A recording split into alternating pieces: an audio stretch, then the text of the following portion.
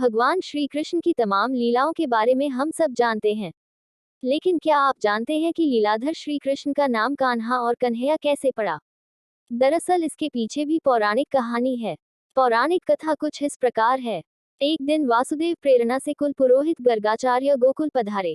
नंद यशोदा ने आदर सत्कार किया और वासुदेव और देवकी का हाल लिया।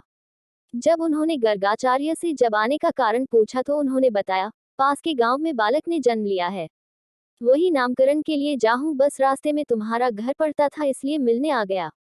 ये सुनकर नंद और यशोदा ने गुरु से विनती की, बाबा हमारे यहाँ भी 2 बालकों ने जन्म लिया है, उनका भी नामकरण कर दो।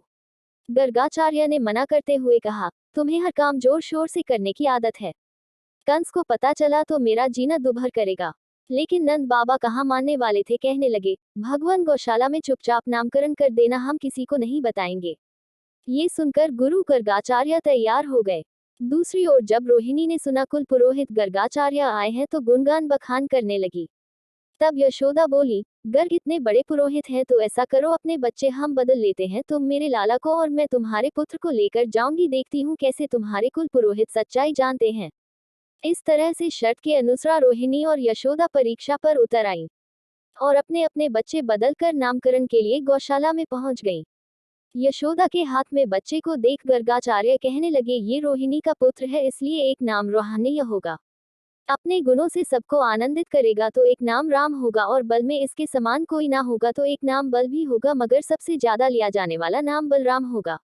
ये किसी में कोई भेद नहीं करेगा, सबको अपनी तरफ आकर्षित करेगा तो एक नाम संकर्षण भी होगा।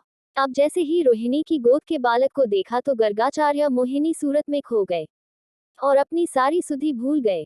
इस तरह से खुली आंखों से ही गर्गाचार्य प्रेम समाधि में लीन हो गए। गर्गाचार्य न तो बोलते थे न ही हिलते थे। न जाने इसी तरह कितने पल निकल गए, ये देख नंद बाबा और यशोदा मैया घबरा गईं और उन्हें हिलाकर पूछने लगे, बाबा क्या हुआ? आप तो बालक का नामकरण करने आए हैं, क्या ये भूल गए? ये सुन गर्गाचार्य को होश आया है और एकदम बोल पड़े, नंद तुम्हारा बालक कोई साधारण इंसान नहीं, ये तो। ये कहते हुए जैसे ही उन्होंने अंगुली उठाई तभी कान्हा ने आंखें दिखाई। गर्गाचार्य कहने वाले थे कि यह तो साक्षात भगवान है। तभी कान्हा ने आंखों ही आंखों में गर्गाचार्य को धमकाया और कहा, बाबा मेरा भेद नहीं खोलना, मैं जानता हूँ बाबा की ये दुनिया भगवान का क्या करती है, उसे पूछकर अलमारी में बंद कर देती है, और मैं अलमारी में बंद होने नहीं आया हूँ, मैं तो माखन मिश्री खाने आया हूँ, माँ की ममता में खुद को भिगोने आया हूँ। इसलिए अगर आपने मेरा ये भेद सबके सामने खोल दिया तो मेरा क्या हाल होगा। दरअसल गर्गाचार्य नामकरण करने आए थे और किसी भी परिस्थिति में उन्हें नामकरण करना था, इसलिए उन्होंने भगवान श्री कृष्ण की बातों को मानने से इनकार कर दिया और फिर से कहने ही वाले थे कि आपका बालक तो साक्षात। तभी श्री कृष्ण ने उन्हें फिर से समझाते हुए कहा कि बाबा मान जाओ, नहीं तो मुंह खुली की खुली रह जाएगी और उंगली उठी की उठी रह जाएगी। ये सभी खेल आंखों ही आंखों में चल रहा था, इसलिए पास में बैठे ना तो नंद बाबा कुछ समझ पा रहे थे और ना ही यशोदा मैया कुछ समझ पा रही थी।